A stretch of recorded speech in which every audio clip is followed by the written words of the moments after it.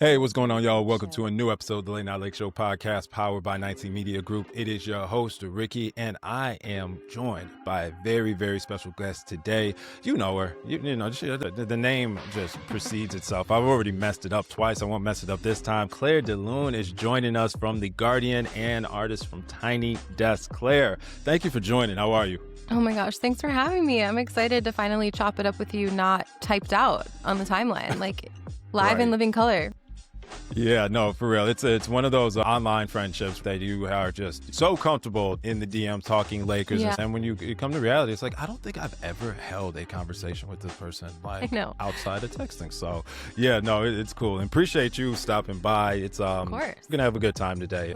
And as you guys already know, make sure you hit that subscribe button if you want to listen to more great interviews like Claire on the Late Night Lake Show podcast, YouTube, and wherever you get your hashtag good content. But Claire, I'm just gonna get right into it. I don't know if the people behind me can see. I don't know if you can see. It's just all white, right? It's just a white background behind me. Yeah, I think you know what that means in December in the Midwest. Yeah. Why don't you tell the folks why it is so white behind me outside of my house? Yeah, well, it's something we don't really have here in Los Angeles called snow, I believe. It's been a while since I've seen it in person, but I do recall the joys of scraping it off my car, which I don't miss. Yeah, So I bet. No, I was planning out doing my notes. I noticed Claire is a Minnesota girl through and through. She did the Midwestern or Laker fan dream growing up in the Midwest, being on the opposite side of every basketball argument, and then going to the land of milk and honey into Los Angeles, and now is living the dream covering the Lakers. So I just wanted to, share that piece of history back there with you, Claire, to bring up the old memories. I hope you. No, absolutely. Yeah. I got to know because, like I said, it took me to do the research to find out you was from Minnesota. And one thing about folks from Minnesota that I don't hear from you is the heavy Minnesota accent. So just pull the curtain behind the scenes. Tell the folks, I guess, since the accent isn't there, what is the most Minnesota thing about you that is still true to this day? Well, so I'm actually originally from New York. I moved to Minnesota in middle school. And so I think that probably explains, I think the two accents are very both strong, but they kind of neutralized each other. So now I kind of just have, I would say, like a generic American, like maybe even California accent. The most Minnesota thing about me, I mean, I guess I love Prince. That feels very like fundamentally Minnesotan. Yes. I love Prince. I think the most Minnesota thing about me is probably just that I know Minneapolis is a cool city, because I think a lot of people who either aren't from the Midwest or haven't been there kind of just think of it as like flyover country, but I still do have like a lot of love and respect for that town, both like as a sports town but also as like a music and art and culture town. Even if they don't love me back sometimes because of my sports takes, I still love them. I hear that, and I second that. Minnesota is beautiful, and as long as you can survive those months, right, where it will get below zero in temperature, it's not for the weak, right? But that summer, the spring, summertime, early fall in the Midwest, and especially around bodies of water like Minnesota, land of 10,000 lakes. Yep. You can't beat it. We interviewed Mike Trudell a couple years back, and he also, still shares that love for the hometown, and as y'all should. Did the LA or I guess Minnesota, New York fandom travel across other sports? Like where do all the sports allegiances lay? We're Lakers through and through, but what about football and baseball? So I actually didn't really get into sports until later in life. I was definitely like an artsy kid growing up in New York, just like wasn't really into sports at all. I didn't really get into basketball until like my early 20s, actually. So I don't really have like a fandom per se, except for living in LA for 8 years. I've become like a huge Dodgers fan.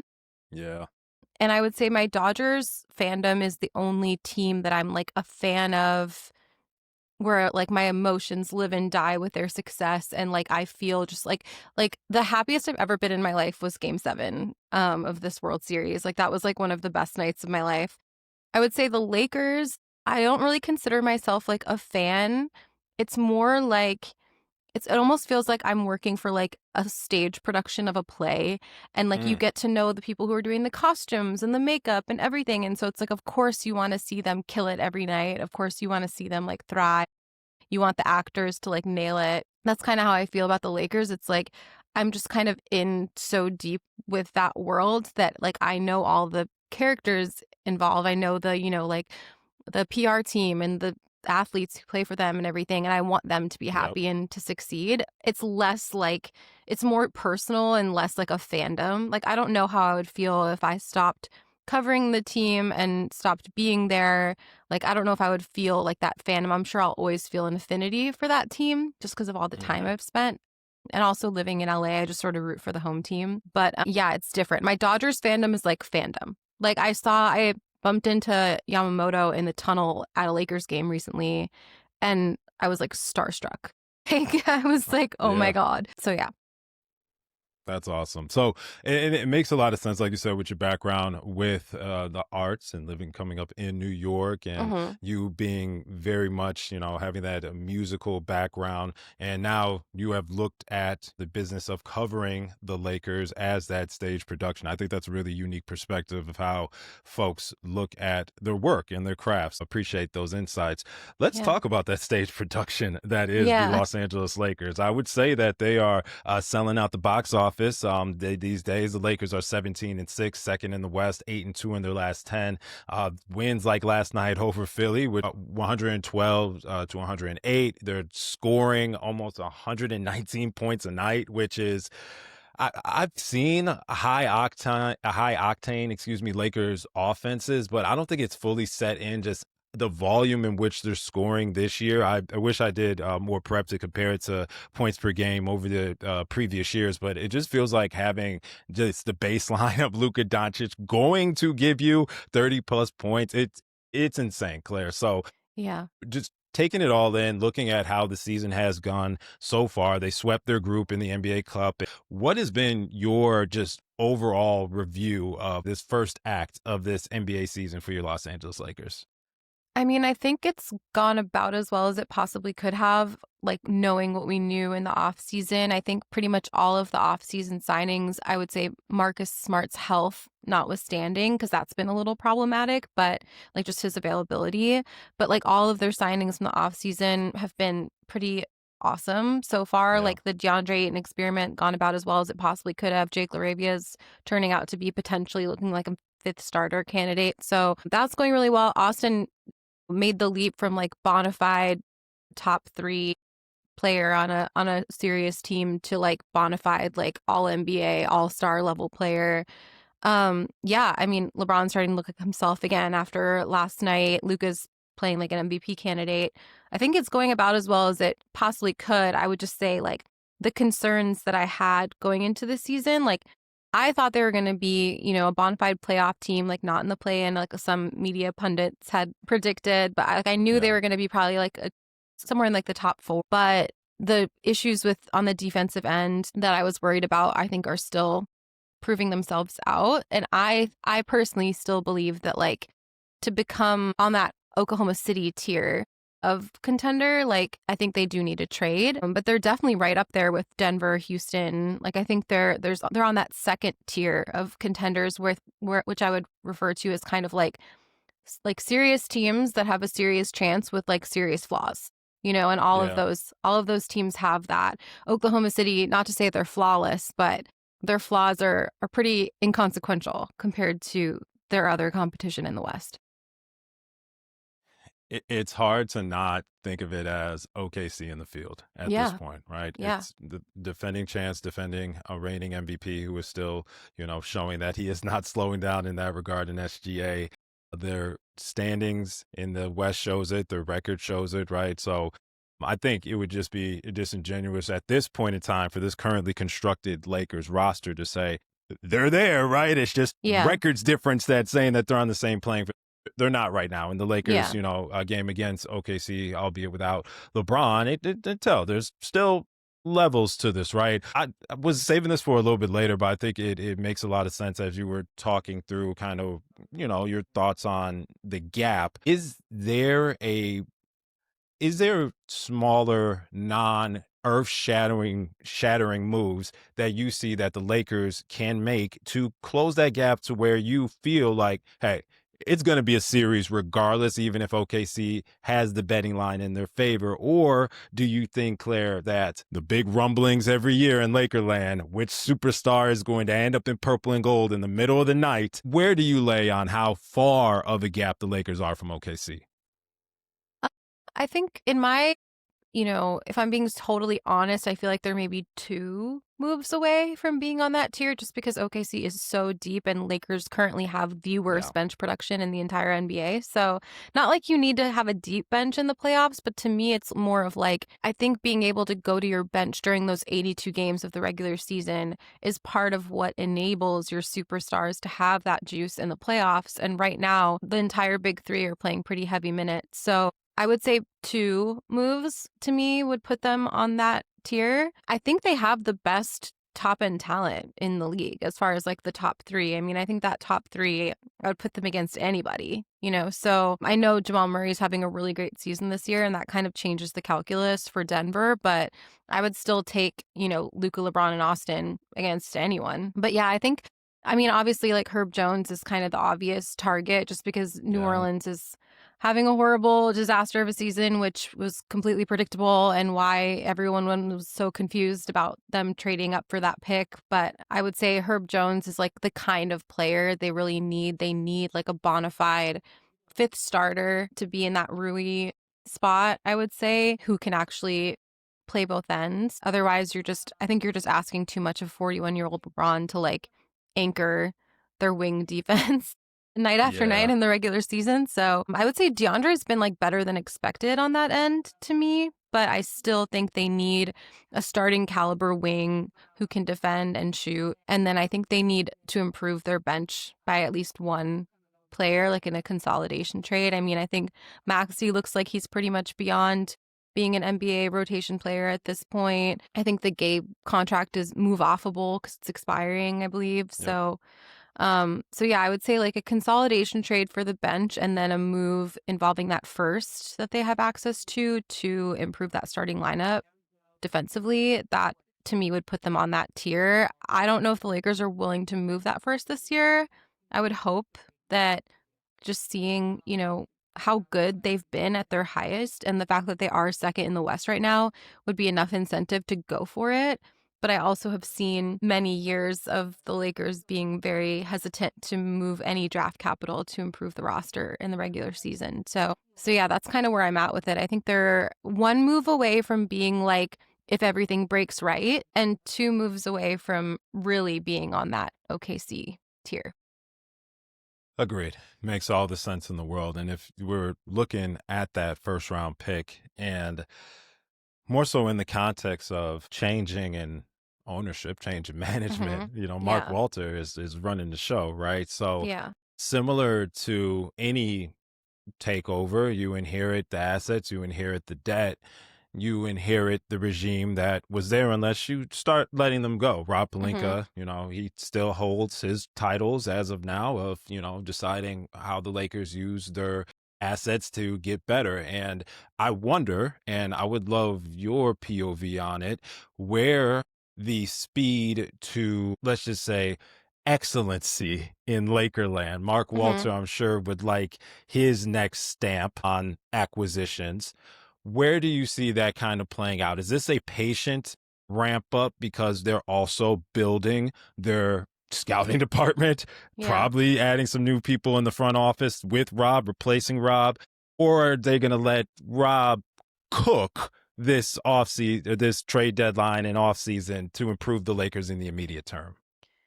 I mean, I think they're already sort of like starting to install alternate voices around, is what I've heard.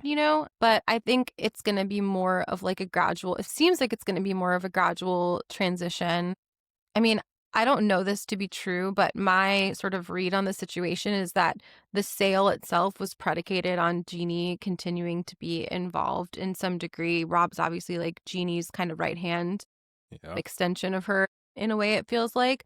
So I don't think there's going to be some like huge like table flipping transition this summer, but I would be really surprised if Mark isn't like very involved in any decisions that they make going forward. Like I'm sure they're consulting with him on everything. And he seems like the kind of owner who maybe isn't super directly involved himself, but understands the importance of hiring the right people and having the right minds in the room. So I don't think there's going to be any like long-term contract signed this summer or anything like that without Mark's like heavy involvement, or at least his selection of people's heavy involvement.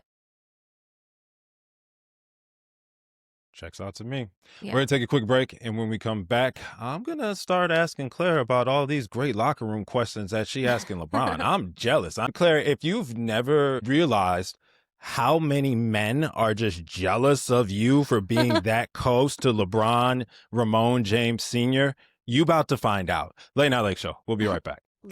Late Night Lake Show, we're back. I have Claire de Lune, and if somebody ask her on the timeline if that's her real full name. I don't have time to right now, but if you're listening to this, ask her about her name. So let's get into it, Claire. So as you were just giving us behind the scenes, LeBron James is one of those human beings on the planet that is going to be recognizable no matter where he goes. He has been in the spotlight well over 25 years on this planet. And, the opportunity to be able to be in proximity, let alone speak to him, is very unique circumstances for people. You have been in the locker room with LeBron. You have been able to ask him insightful questions, really cool questions that it almost seems like LeBron wasn't even expecting. Question I have for you, what time I have with you, what's the coolest moment? What's the coolest, most surprising part about interacting with LeBron James so far? I think like the coolest part, I think there's two different things for me, like answer wise. The coolest part about interacting with LeBron is that I think we've come to a place where I think he knows that I ask questions that I've put a lot of thought and time into, and that I'm not just going to ask him the same, boring stuff he gets asked every night. And I think because of that, we've gotten to a place where I can ask him something kind of simple, and it's not like a leading question. It has no safeguards around it for like he has to answer it a certain way. And he respects me enough, I think, or feels comfortable enough with me to take that in a direction and actually like give a long, interesting answer, even if the question itself isn't that involved. And I think that took like years of kind of like rapport building.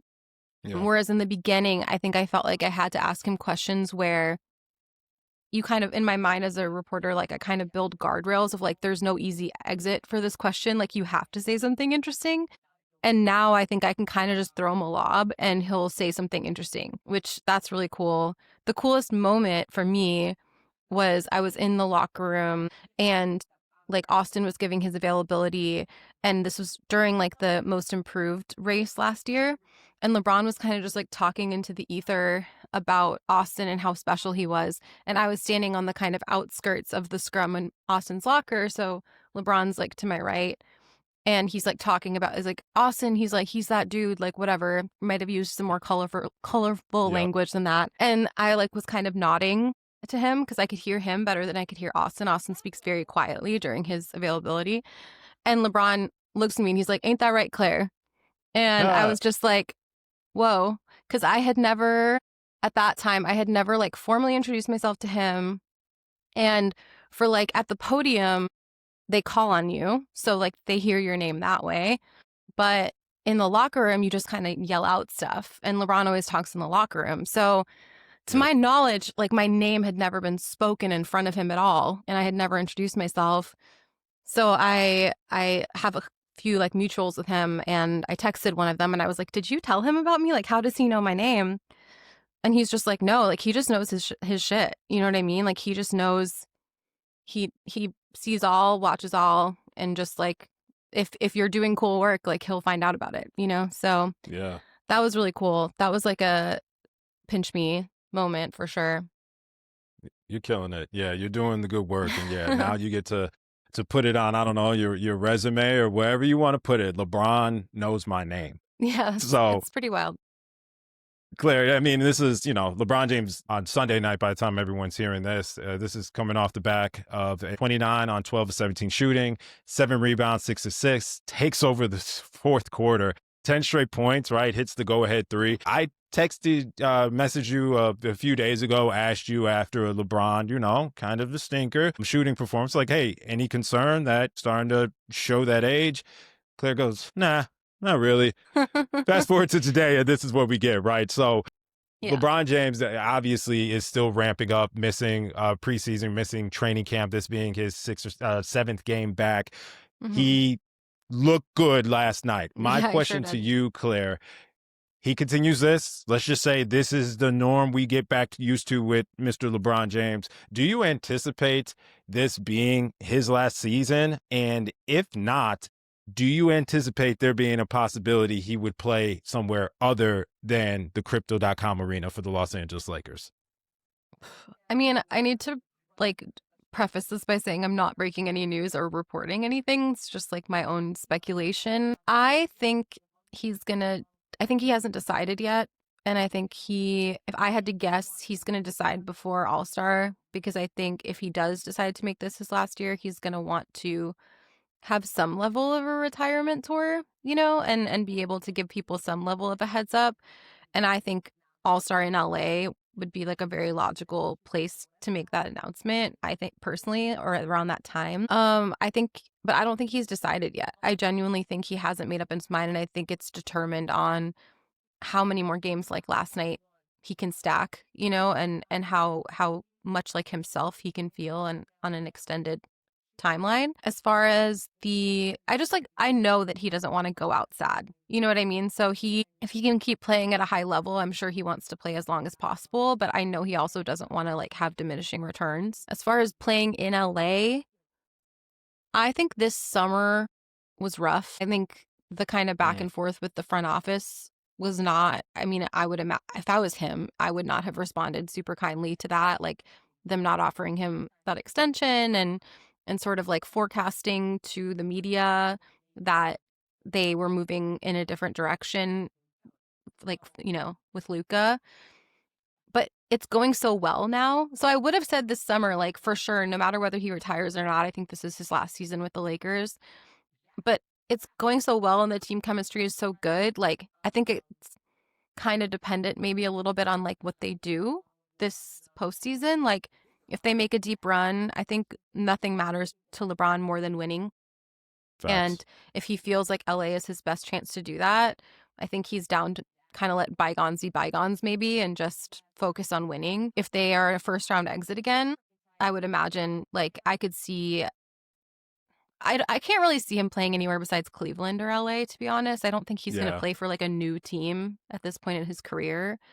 But I could imagine a Cleveland reunion if it doesn't go well this postseason. But I haven't ruled out him retiring at the end of this year either. I don't know. I think to me, it's one more year max is what I would guess, just because I know he's been super vocal about not wanting to decline in public view. He doesn't want to, go out as a bench player or something. So I would say just complete speculation and me just reading the tea leaves, one more season would be the most I would imagine.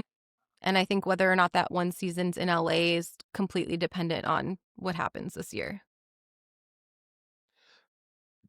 That's my co-host Kwame has been saying the same thing. Said, don't be surprised if he takes time privately to recalibrate, figure out what he wants to do. And if he decides he doesn't want to do it at the end of the season, wouldn't surprise him. It sound like it wouldn't necessarily surprise you if he just says, all right, that was a great run. I'm going to go be Savannah's husband for the rest of my life now, So he's at the stage and the book has been written. All of this is the extra cherries on top. How does he want to finish it? What's the last chat? But LeBron's autobiography of his basketball career is already up there with some of the greatest stories ever told. So how he wants to finish these last few pages, completely up to him, and he deserves it. Claire, let me get you out of here on one last fun one. Sure. Luka Dončić, right? He's been unreal. 31-point triple-double against Philadelphia, 15 rebounds, 11 assists. He controls the game literally every single time he's on the court. We've seen these big nights. We've gotten used to these big nights. I've said it multiple times. I'm at the point now where I'm just in the SMH mode. I'm done jumping around, right? Just I'd shake my head and just utter disbelief and just gratitude for the Dallas Mavericks for giving us this gift. So, Yeah. the 43 against the Clippers, everything is Luka's world, and we're just all living in it. You are an artist. You are a singer. You perform with your group, Tiny Deaths. I have a question for you to get us wrapped up out of here. When you watch Luka Dončić play, what song or album or Ooh. artist does he remind you of? That's a great question. It's a very me question. I love it. What song or artist? I mean, I feel like it's a lot of it's got a lot of swag for sure. A lot of swag, a lot of theater. Like he really Facts. understands the kind of theater of the moment. I don't mean this to connote. I know obviously Freddie Mercury and Queen is like very like queer coded, which is great, but like that's not what I mean it for in this connotation. But I would say like a Freddie Mercury where just like a ton of swagger, a ton of understanding of the theater and of the performance and of the grandeur of it all. And yeah, so I would go with like a Queen, like Freddie Mercury. I don't know what song exactly, but maybe like We Are the Champions or something. I don't know. The first one that jumps to my head, and probably the only one that I would answer correctly on a game show, would be Bohemian Rhapsody, right? That's them as well, Hell too, yeah. right? That's And definitely all of that, I just song. imagine a lot of, it's a whole bunch of stuff. Like Luka, honestly, to me, he gets that part of theater like Kobe understood that part of theater. And not to say LeBron doesn't understand that. It's just, it seems like that part of their game, they put up there with ripping your throat out. It's like, you have to know, the fans have to know it too, that you're going to lose when you face me. Really, really appreciate that about Luka's game. To be honest, I didn't really have an answer prepared myself. I was just really interested in yours. I know. I'm like, what do you think? Yeah, Bohemian Rhapsody is dope. Or Queen is dope. I would say leaning into that swagger, right? I guess I'm thinking about it because he's in the news a lot right now, but 50 understands. 50 understands exactly who he is. Yeah, He I love understands that every time answer. he steps into the building, who he is perceived. He doesn't care if he's the villain. In fact, he embraces it. Luka embraces it on the road. And the hits are undeniable bangers I love that. I from like that answer a children to lot. grandmothers. So I yeah, I'm think going 50 with Cent's Fifth. great, especially because like him doing an interview on ABC News, because it's one of the only channels you can get in prison, feels like a very Luka move. It's so petty. I love that. King Petty. So yeah, I'm here for it. Maybe we'll do some intro music out here with some 50 Cent. But Claire, this was great. I really appreciate you taking the time. Of course. Hopefully this is not the last time that we get you on the show. And just everybody knows where to find you. So just any other tags or anything that you wanted to promote, let us know. Yeah, you can follow me across all social media at Claire MPLS, and you can find my work about the Lakers and about the NBA at large at The Guardian. There we go. Appreciate you again, and thank you guys for joining us on this episode of the Late Night Lake Show podcast. For Claire, it's Ricky. Out. Peace.